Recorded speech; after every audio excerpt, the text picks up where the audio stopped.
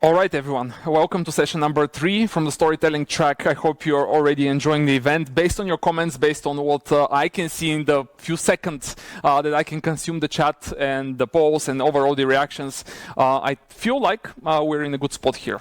However, right now is the time for a session on storytelling that I believe will also blow your mind. Last year, Mr. Kendall Haven, who is our next speaker, did a 4-hour masterclass with 15 people. Then he joined us for a 1-hour session, a 45-minute session again, and yeah, the reactions and the responses were, let's just put it like that, they were incredible.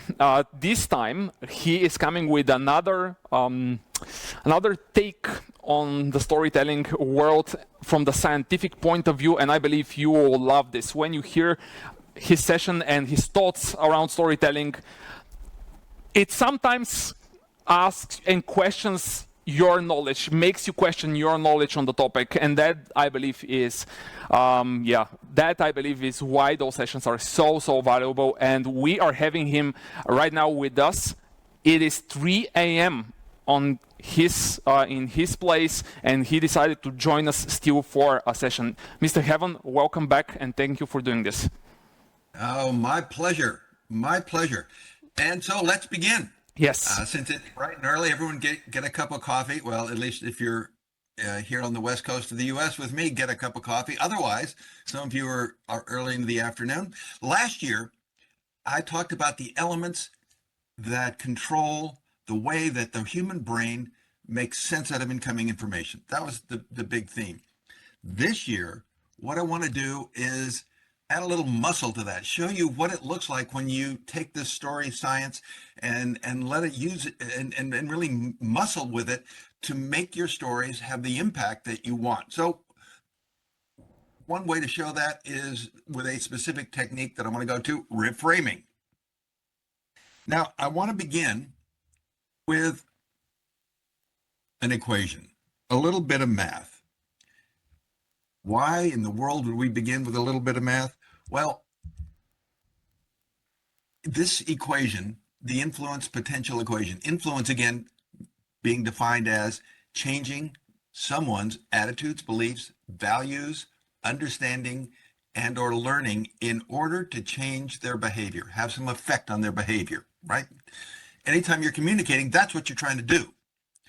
And I was doing some work for the United States, the U.S. Department of Defense, and they very early on said, what we want are some quantitative metrics. And I said, we're talking about how stories exert influence and impact. Forget it, there aren't any. And they said, we want metrics. I said, we're talking about story. That's really an art form. It's telling a story. We can't do metrics. They said, do you want funding? I said, all right, metrics on the way, and took the 3 terms that we had already determined seemed to be most powerful in affecting the way that a narrative had impact on any given target audience. And there were these 3. The residual resolution emotion, what the audience felt at the end of the story, the emotion they were feeling at the end of the story, both the nature of that emotion and the magnitude of that emotion, and then the way they felt about the 2 principal characters in the story, the main character that it was about, and the antagonist, that force or character that opposed and stood in the way of the main character. And I put it in equation form this way, and the Department of Defense said, that's great, that's exactly what we wanted, perfect. And we started to test it.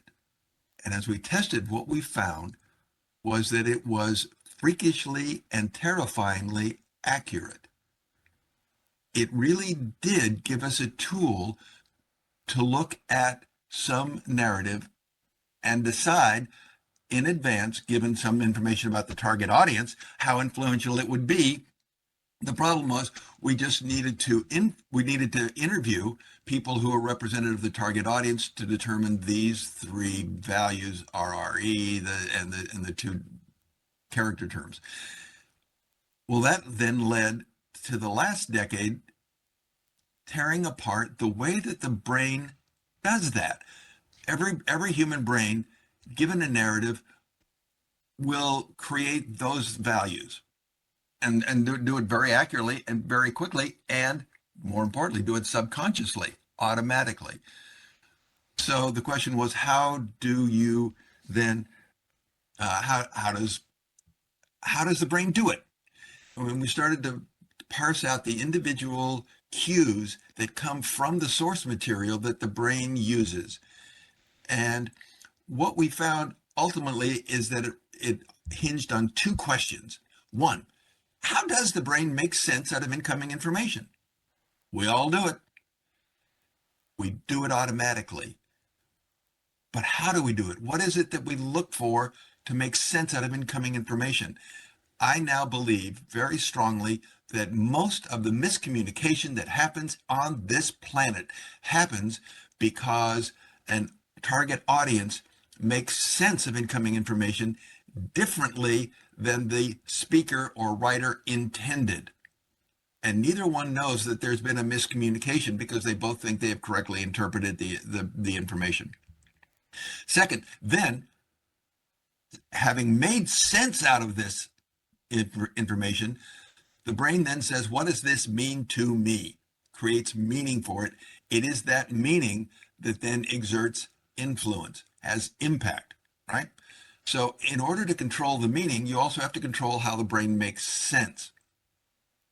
Here, jumping to the bottom line really early on, is what we've been able to establish, that any key elements you want to know, you want to concern yourself with about a story, about a presentation, in whether it will exert influence or not, whether it has impact, will it engage my audience, will it hold their attention, will they be empathetic to it in the way that I want them to, et cetera, et cetera, et cetera. All of those are now explicitly predictable, quantifiable, and controllable.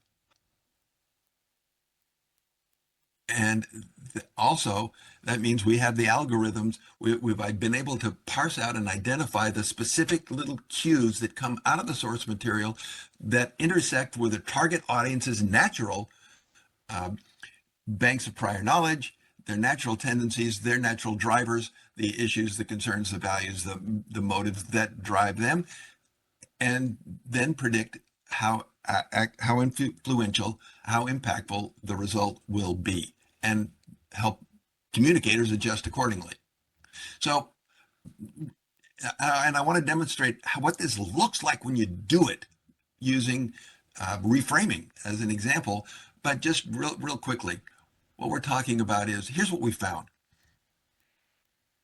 There's a lot of processing of information that happens between sensory organs, mostly eyes and ears, and the conscious mind.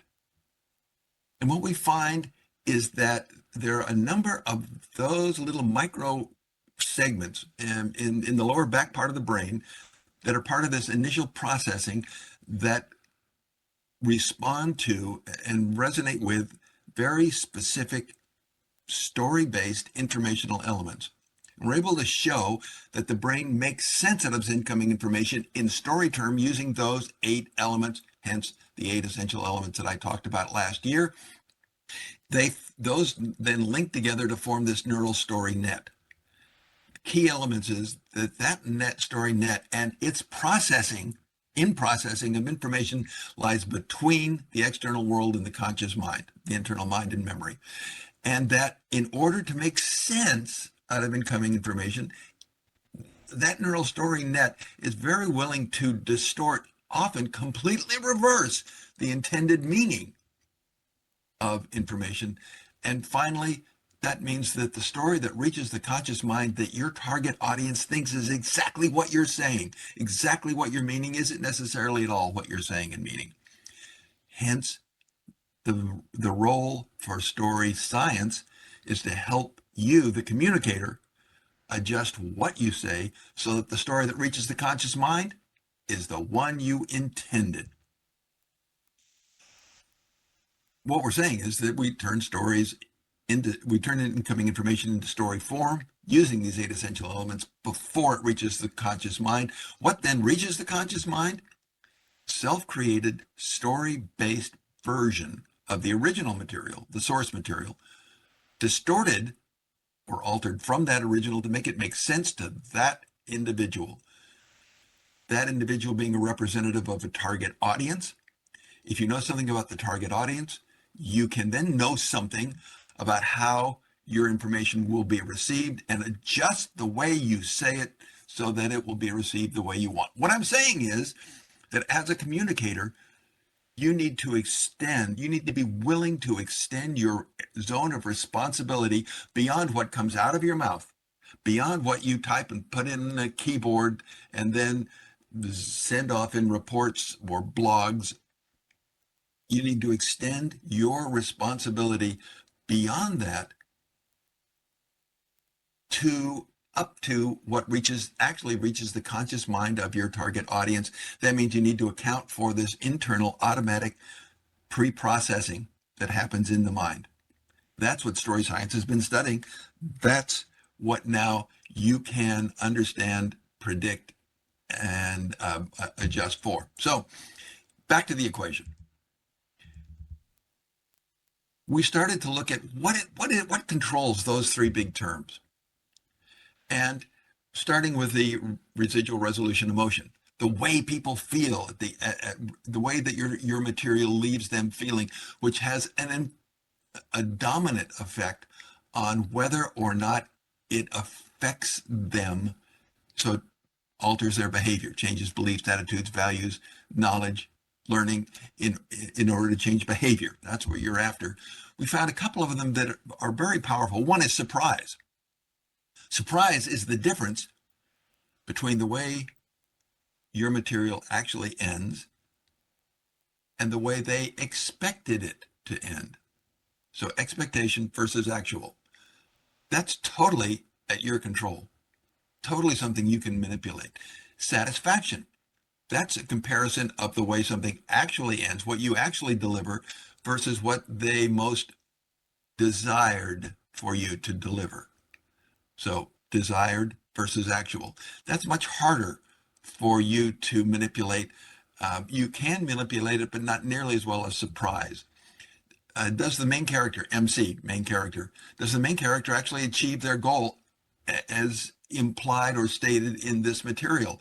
And how does the main character then feel about that outcome? Those are totally at your control as a communicator and have an amazing impact on the way that your target audience will respond to your material. The theme, how relevant is this whole topic to me? That's a multiplier. It doesn't change the nature of the emotional response. It changes the magnitude of it.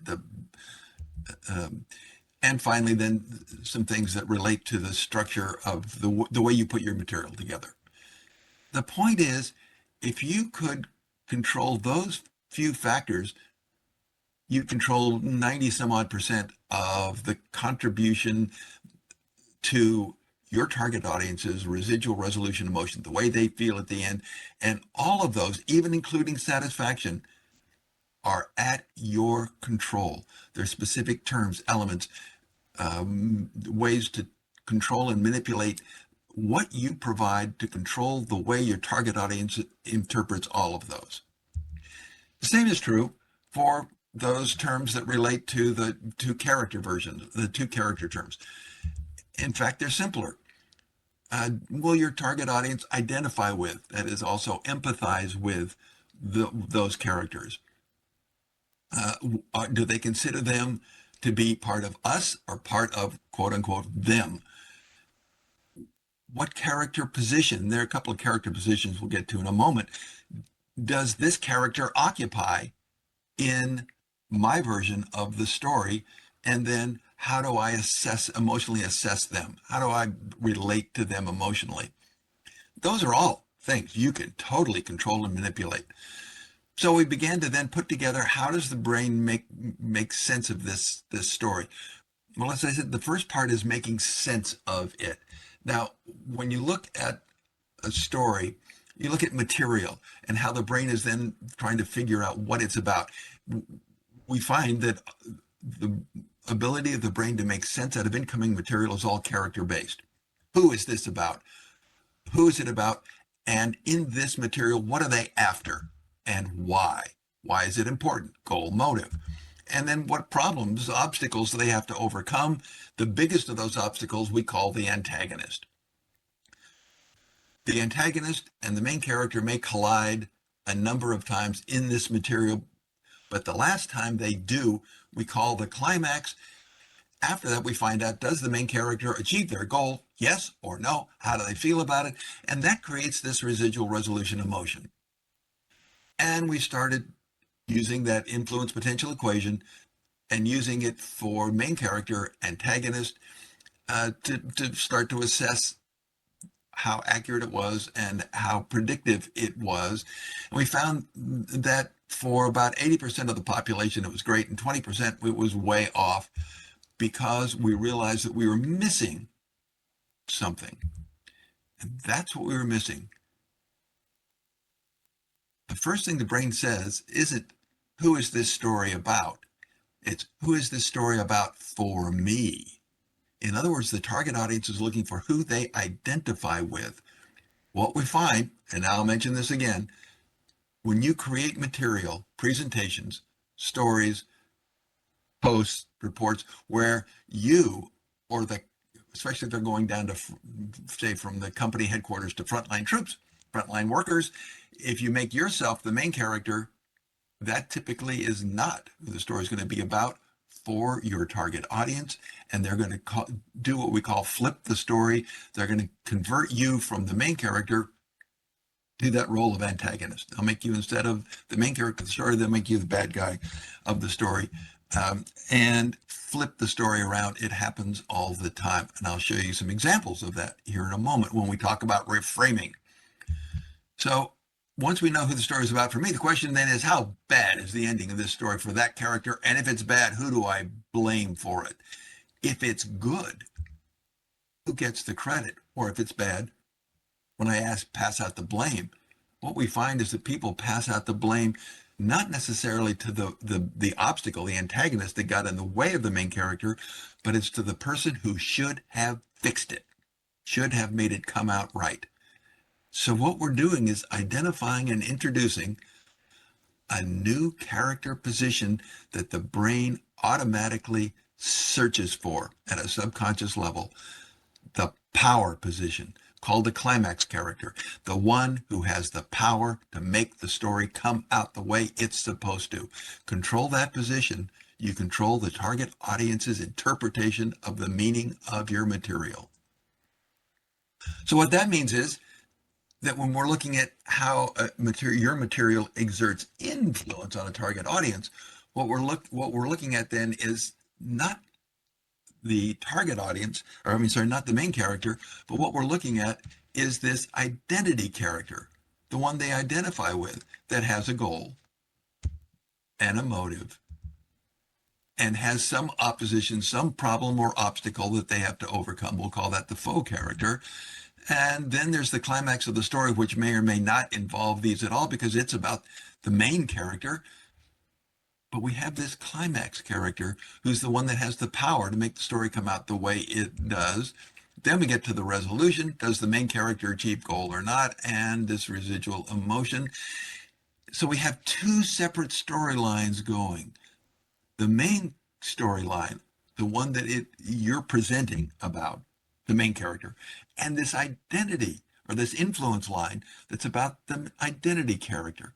If you want to write a novel and spend 450 pages, it's fun to play with these two and intersperse them.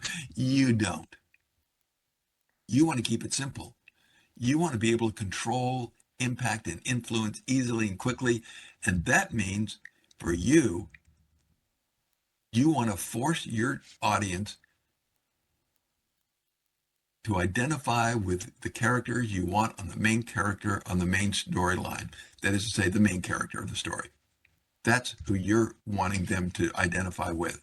So you can use the goal, the motive, the antagonist, climax character that you wanted to write about, which means that you need to make your target audience identify with, or at least empathize with, this main character so they'll accept the rest of the story structure that you want to talk about.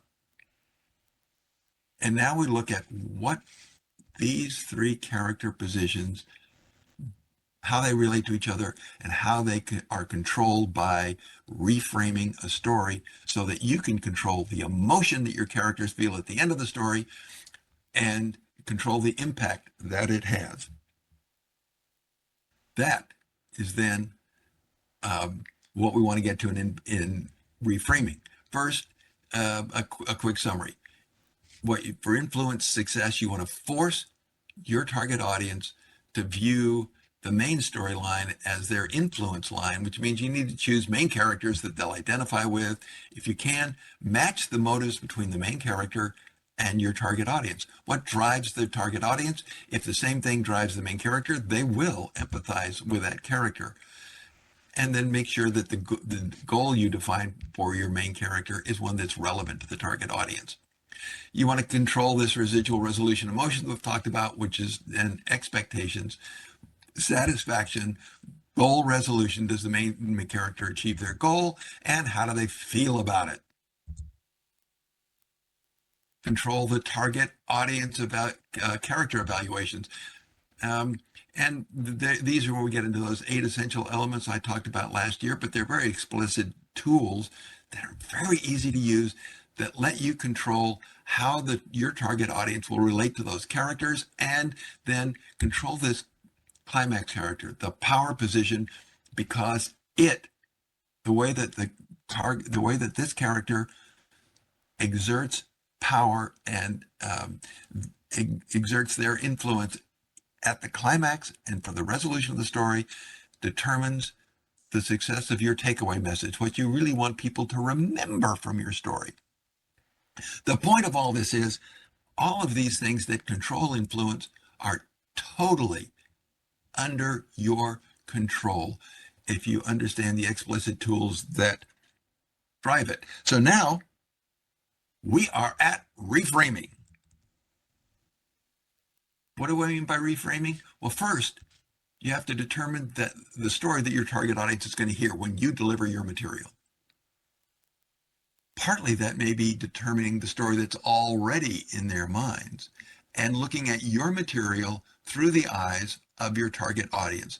There's nothing more powerful that you can do to improve the probability of your success than to view your material through the eyes of your target audience. Don't look at it from your point of view. Look at everything from their point of view. Target audience, audience-centric thinking. And once you know that, then to adjust key elements of the story as you present it. Story now being all-inclusive for any presentation that you're making, so that your story will arrive at the conscious mind and control how your target audience makes sense of and creates meaning from your material. It's that simple. We've actually, in the last 20 minutes, gone over most of the tools that you have for doing that. I want to show you what it looks like in action. This is the fun part. Why reframe? Because one, they've already got a story in their head. I guarantee it, they already do. And they're going to interpret your material not based on what you think about it, but based on how, with their banks of prior knowledge and their motives and their drivers, it makes sense to them. And we also find that most people are very unwilling, at least very reluctant, to change the stories that they have in their mind. So that your story needs to acknowledge and take advantage of their banks of prior knowledge, their current stories, in order to create change. And influence is about change. So what does it look like? 2 quick examples. One is a public sector example, one is a corporate example.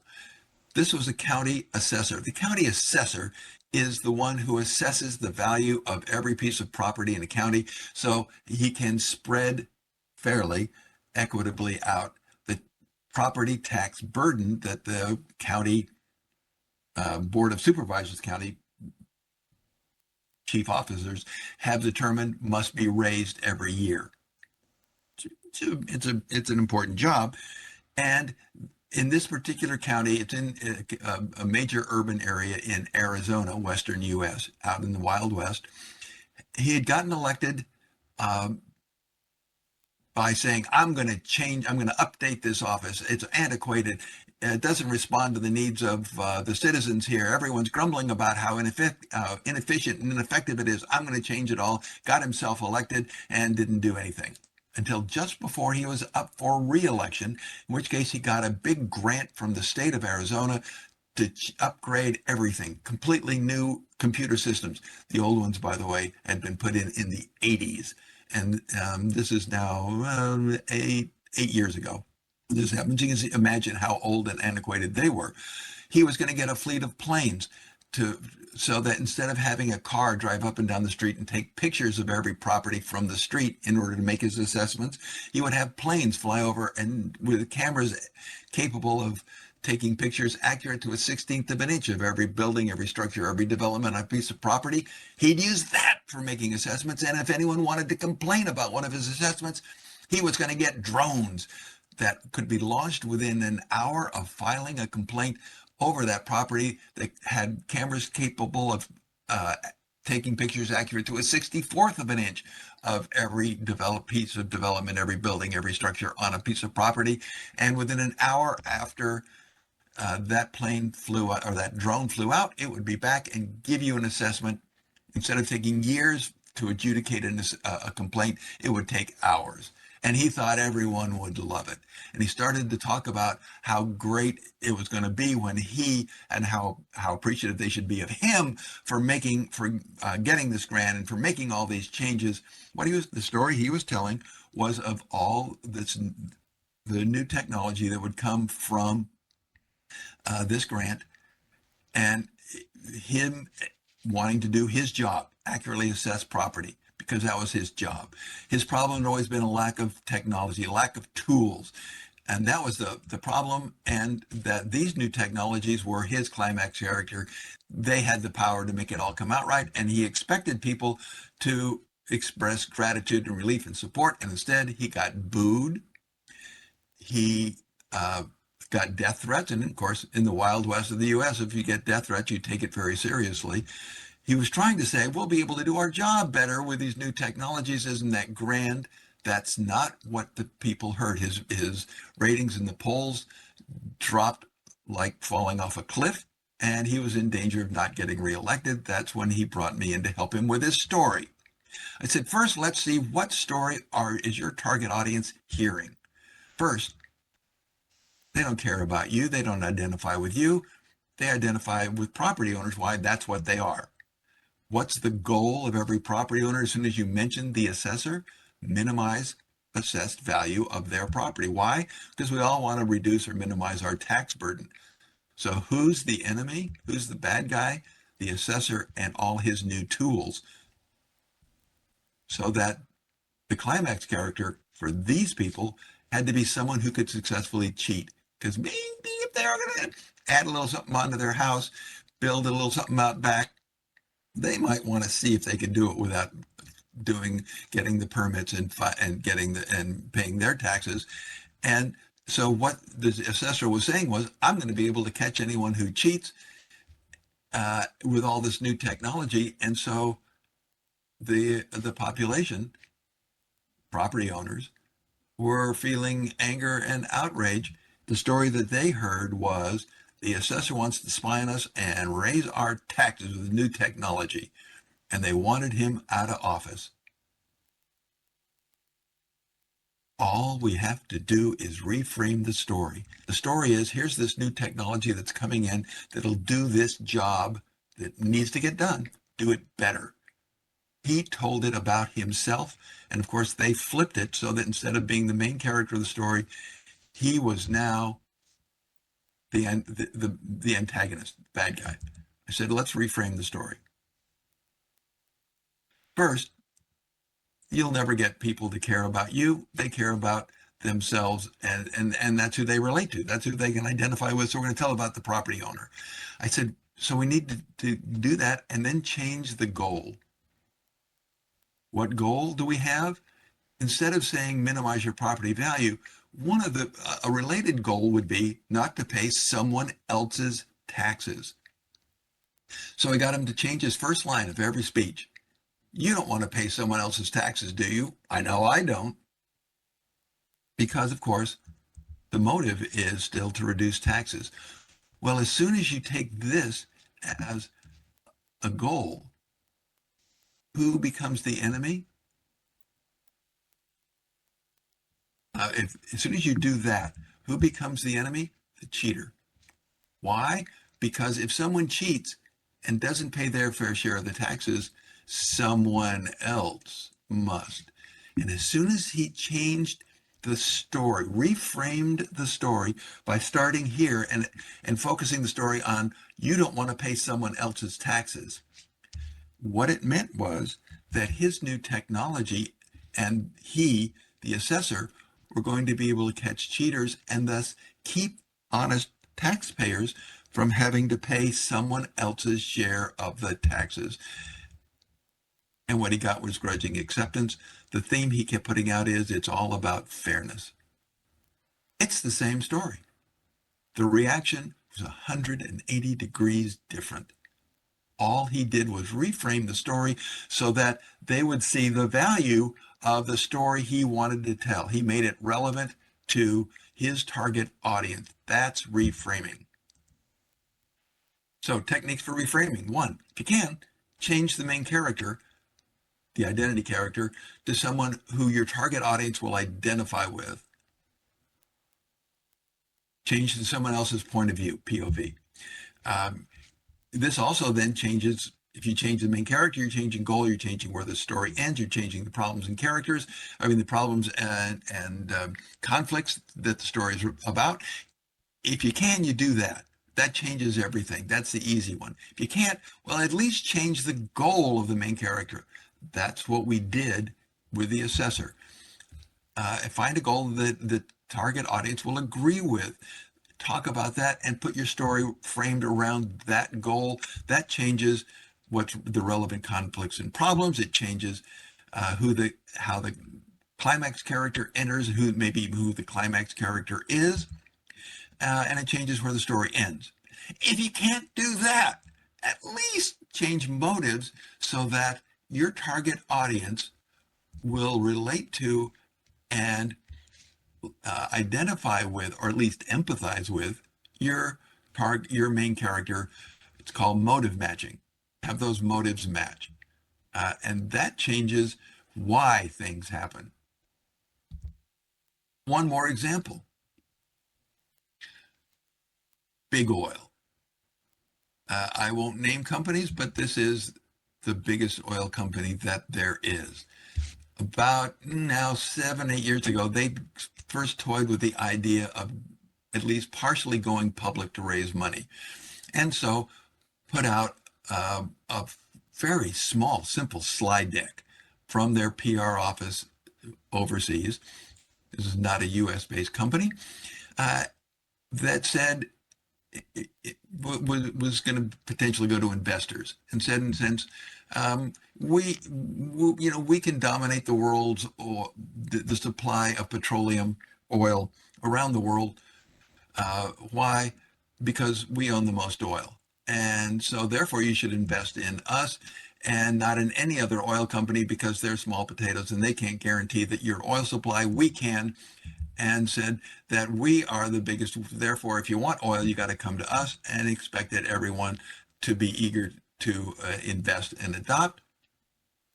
And this particular company, which was started in the United States, still does much of their hiring and most of their subcontracting in the United States, and recently had purchased what is the biggest single refinery in the United States, and so is increasing their profile, their footprint in the United States. It got this story, this slide deck got to the U.S. offices of the company, and those people realized it was going to be a disaster. And I was working with them at the time on their stories. So, instead of saying we're the biggest, we can deliver the most oil anywhere, what they knew was that their target audience, and that is to say, regulators, legislatures at various state and federal levels in the United States, the U.S. decision makers, that is, we're going to hear a very different story. their goal, as they often rant and rave when they have a microphone in their face, is stop big foreign oil because we want to protect American jobs and environment, so that, especially with this new PR piece that they came out with, that company was instantly put in the role of antagonist. Notice once again, when stories flip, if you write it about yourself, make yourself be the main character, often what happens is your target audience will flip you from main character to antagonist. So the climax of the story, according to these people, what was good for them was any anti-oil policies, especially anti-foreign oil policies and actions. And so they, in fact, treated it as war. And the company, as soon as this slide deck got released, suddenly was barred from attending meetings and forums where oil policy would be discussed that would affect the company. We needed to reframe the story. The story is still, we are the biggest oil company. We can deliver anywhere. We can help you. We can do, if you want oil, we can deliver. So instead of having the theme, which is what was heard, big foreign oil is the enemy, we need to stop them. We needed to reframe the story. Who do those decision makers that the company cared about, who do they care about? Individual voters. So from looking at it, we changed the main character. By doing that, we were able to change the goal. The goal of the individual is to get the energy that they need in whatever form. Because the safety, the comfort of your family, your health, food, shelter, mobility, communication, those are all now energy dense, energy dependent commodities. So it's up to it behooves the individual to get the energy they need so that they can support their family. As soon as you look at this story structure, change to that in that main character and that goal, then who becomes the enemy? Who becomes the antagonist? As soon as you do that, what happens is anyone who restricts the flow of energy becomes the antagonist, because they're keeping this person, the main character for this version of the story, from getting the energy or restricting somehow the energy they need. So who then becomes the climax character, the power company, the power character, the company? Why? Because they've got the oil. And all they have to do is say energy is an essential human right. And what they got back was cautious acceptance. They suddenly got back into those meeting rooms and back into those forums where they needed to be by saying, we're committed to responsibly providing the energy you need. And parenthetically also saying, we, better than anyone else in the world, can deliver it. That's reframing. One more thing I wanted to show you. Change stories. Everyone cringes when you talk about change stories because everyone thinks change is bad. A few concepts under the guise of reframing to control change stories. One is, change stories are not about change. As soon as you talk about change, you have framed the story in a negative way. What are change stories really about? Preservation. It's not about the change. It's about what you want to preserve. What is more valuable that you need to preserve in order to preserve what's valuable, we change what we need to change. So that preservation becomes the goal, not change. And as soon as you do that, what you're allowed to do is then make change itself the climax character. Change is the hero. Change becomes that power position, that power element that makes it possible to preserve what is of greater value. So change doesn't become this evil, awful thing that everyone thinks it is. It becomes an empowering tool that you use to preserve what's critically important. So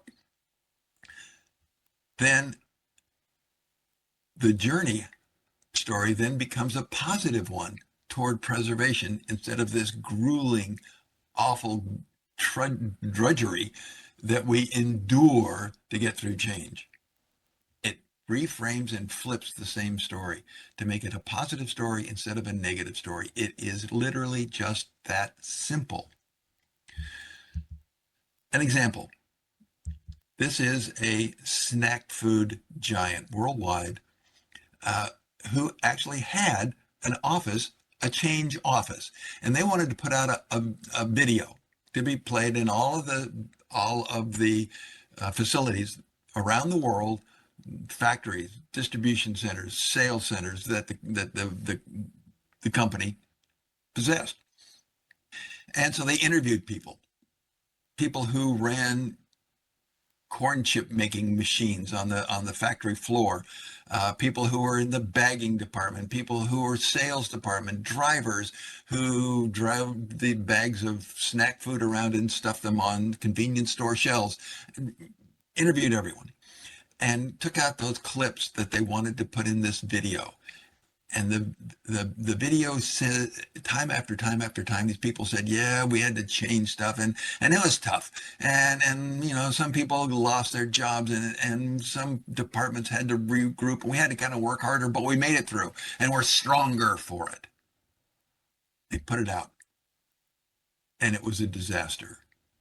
I'll tell you the result of it in a moment.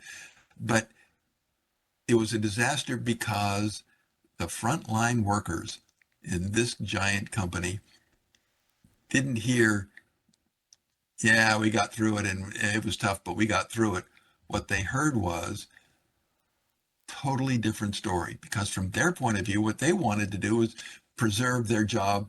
Their goal was to preserve their job the way it now existed. Their authority, their power, their understanding, their mastery of their job, because they wanted to maintain their job, their relationships, their status within the company. And so these company-imposed changes got flipped. The company and their changes got flipped once again from main character to antagonist. And what the frontline workers saw was that they were powerless. There was nothing they could do. They were going to, the company had all the power and was going to dump these awful changes onto the company. And so the only way out was despair and to quit. And resignations skyrocketed in this company as soon as this video was released. It was a disaster. So then, you know, at that point they called for someone to work on the story, and we had to reframe the story. Now, you've seen reframing a couple times. Take a moment and think about, if you had to reframe the story, what would you do? Here's what they did. They reframed the story. We reframed the story by saying, you want to keep the qualities that you value most, right? Because you want to maintain job satisfaction relationships. And to do that, competition and technology changes are the enemy, and change of those things we need to change is how we fight competition, technology changes, and maintain what you value most. As soon as this revised version came out, what they got was pride and determination, and it worked. That's reframing. It's all audience-centric. You plan around that neural story net. You plan the 8 essential elements that we talked about that are control of the make sense progress, and then use the muscle of the influence of that influence model and the elements of it to reframe the story, to get the story you want, the way you want it to be received, into your audience's mind and memory. That's what I wanted to show you this morning. For all of you, thank you so much. Have a wonderful day at the conference, and good luck with all of your stories. Mr. Haven, we don't have time from the session, but it's, in this case, this is the session before, in our case, in our time zone, the lunch break. So we have an hour and 15 minutes for our lunch break, but I'm sure that everyone would stay if you have the time for two questions that I found Absolutely super interesting. So the first one, of course, if my tablet works, yes, it works, comes from Ekaterina, a friend of ours, who is asking the following. Are there any basic assumptions about the audience that the speaker should avoid if he or she wants to investigate their way of receiving the information correctly? Things to avoid. Well, let me flip that and say, what do you really want to know about your target audience? What you most want to know are, at this time, what do they already know about this topic? What do they already believe about the theme, the topic, what you're going to talk about? And then at this time, what are the drivers that control their thinking? And by drivers, what drives them? And this is motives. So what are the concerns, the issues, the attitudes that are most important to them? Knowing that, you can you have control of most of the factors that control the way that the target audience will relate to your material. Things to avoid about the target audience. Interesting question. Indeed, it's an interesting one. That's why I decided to ask. And I would say it's not that there's anything about your target audience you should avoid. The worst thing you can do is ignore your target audience. The more you involve them, the more that they become positively engaged as part of this process. Policy that's put out without concern for the target audience is generally viewed negatively by that target audience. So the companies that I've worked with that have been most successful have actually started, like if you put out an ad, often you'll have a focus group come in and look at the ad and see if it's really going to work. Well, beforehand, the companies that are most effective and most successful that I've worked with have had, for various different target audiences that they work with, sort of forums before they think about putting out the policy or preparing the speech, to talk about what's important to the target audience at that time, and let the target audience put in their 2 cents worth, in fact, their feedback ahead of time, which gives you an intimate look and a very accurate look at the target audience that you have to face, and also makes them feel more heard and involved in the process. I have yet to hear of a situation, an example of a time that was done, as long as it's done honestly and openly, where it wasn't a positive. And I can't think of any particular topics that were off, as long as they were relevant to the company, that were off limits, that should have been ignored. The idea is to find out, let your target audience tell you exactly what's important to them at that moment. What are what's driving them at that moment?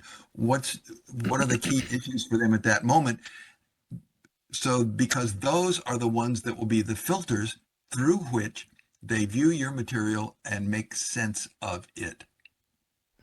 All right. And there is one more that I believe will be a great, I don't know how to frame this, to be honest, and I don't know whether or not you want to say anything about it, but hear the question, because I believe you will find it fascinating.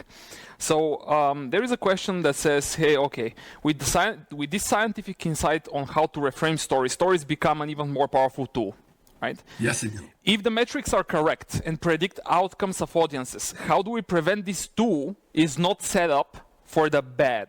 So how do you see this from a more ethical point of view? That is the question that I struggle with more than any other. Story is. It is a powerful, it is an incredibly effective tool. It has, in the past, been used in incredibly destructive, evil ways very successfully. I don't know, I've never been able to figure out exactly why this is, but there are more examples of how story has been a destructive force for bad successfully than the opposite. Here is my deep belief.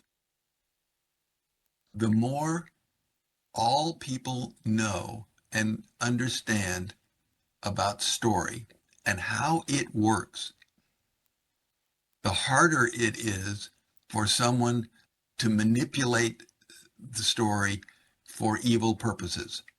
There will always be individuals who intuitively get how to use story for bad.